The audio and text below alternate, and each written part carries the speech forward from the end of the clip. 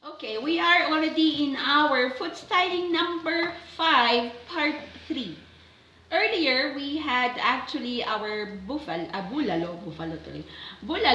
We had our shepherd's pie. Now, we have our pasta. Okay, so with our pasta, we now have here our pan.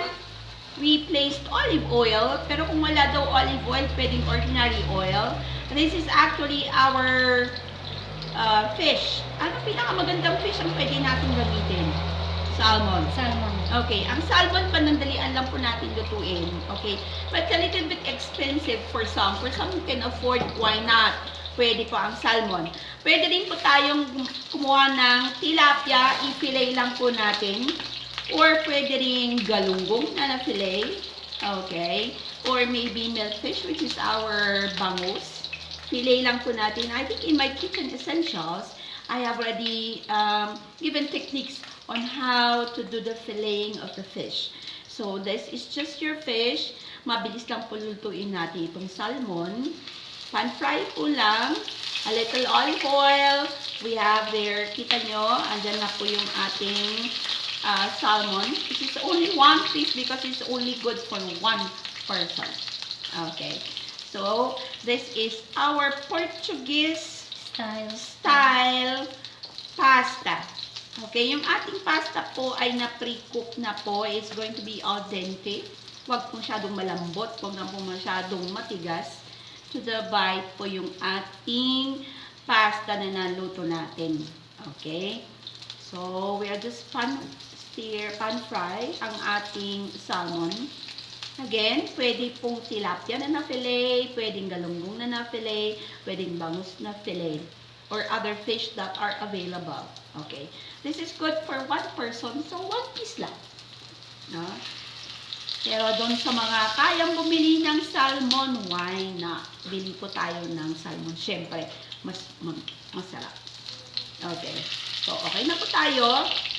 There you are. That's our salmon. We are now, yung ating tomatoes po, inalis po natin yung seeds. And then, hiniwa-hiwa po natin ng cube. So, una po natin ilagay yung ating tomato. Okay, that's with olive oil. That tomato. Okay, konting fry lang po. And then, we are now placing our garlic. Sarap-sarap nito, grabe. And our onion. Okay, so, there you are. Featuring sage for today. This is our food styling number 5. This is part 3. Okay, so, we are now placing our sun-dried tomato. Paano kung wala tayong sun-dried tomato? I know this is the one in a can. Yes, ma'am. Oh, meron tayong bibili. Yung tomato lang, fresh tomato lang. Fresh tomato pwede na kung wala tayong sun-dried tomato. Ito din ang sarap. Okay. So, sun-dried tomato. We have also our olives. Okay, paano kung wala rin tayong olives? Ano pwede natin substitute? Okay lang wala, optional. Okay, optional. Yes. Pero syempre, ibang-iba po yung lasa kapag ito po ay olives, which has been sliced. And we have our capers. Ang capers po nakalagay sa isang container na ganyan, na nabibili po natin sa grocery. Sabi ni Arlene kanina, kung wala po tayong capers, pwedeng lagyan nyo lang po ng patis. Kasi yung capers, siya naman po yung magdadagdag ng konting alat sa ating niluluto ngayon. So, we have now our pasta. Ay, wow, grabe. Naluto na po itong pasta earlier. Few minutes lang po ito. Yan. Okay. Our pasta. Para mapainit po natin. And, syempre, ang kasama po nito ay, meron tayong bread. The garlic bread. Pwede rin yung, ayan, nilalagyan po ng tubig. Okay. Yay! And a little cheese. Mm. Maybe something like that. Yan po. Yay! Ang sarap. Grabe.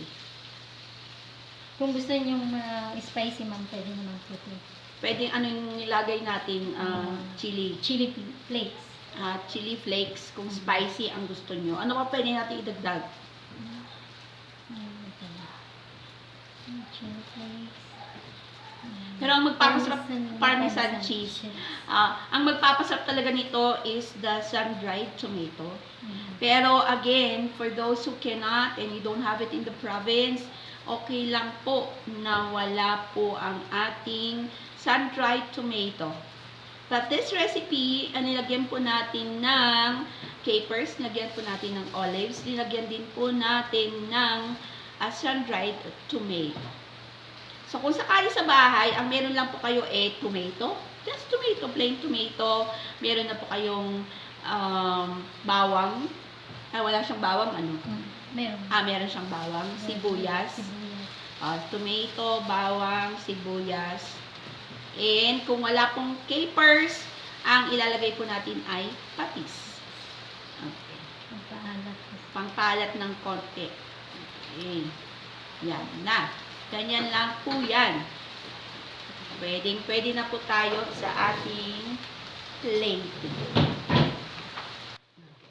So, this is now our Portuguese salmon pasta. Okay. So, tignan nyo kung paano ilalagay ngayon ni Arlene ang ating pasta sa plate. Inikot-ikot niya. So, you have a certain technique or style on how to do the or plate na pasta. Wow, grabe, nakakatakam. Ang sarap-sarap. So, you have the olive oil sauteed in tomato, garlic, onion, you have dried tomatoes, you have caper, you have the olives. Okay.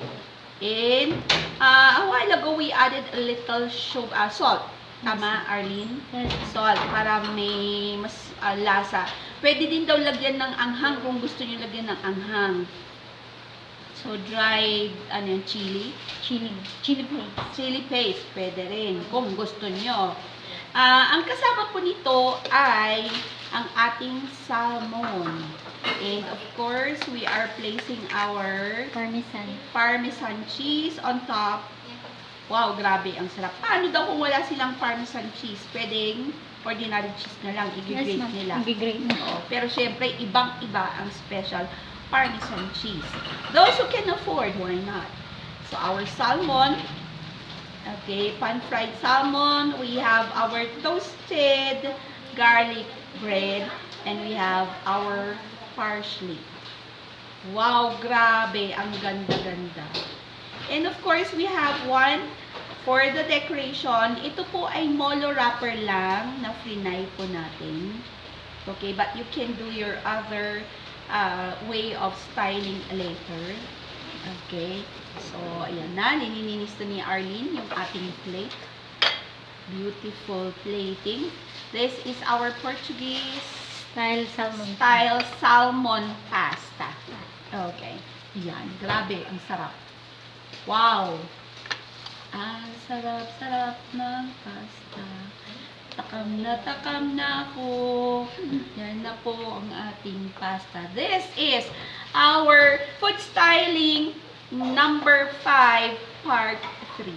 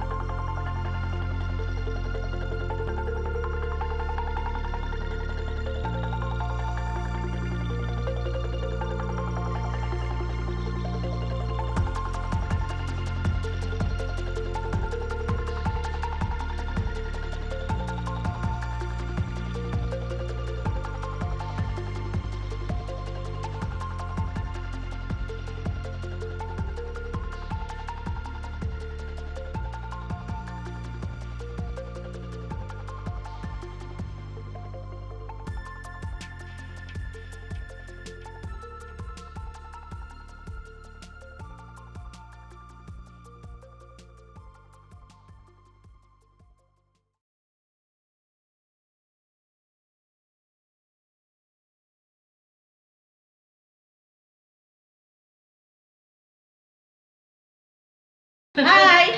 Actually, we're here. Kasama ko si Ma'am Arlene ngayon. Pinicture namin ngayon on Sage. So, you'll see in our video, in our YouTube later, yung ibang products at saka items na binibenta ni na Ma'am. Please visit their place. This is saan po, Ma'am Arlene? At 95 military cut-off, Baguio. Okay. Ma'am, you do deliveries also? Yes. Oh. And takeouts. Meron po kayong ano doon sa Facebook? Meron po kaming website.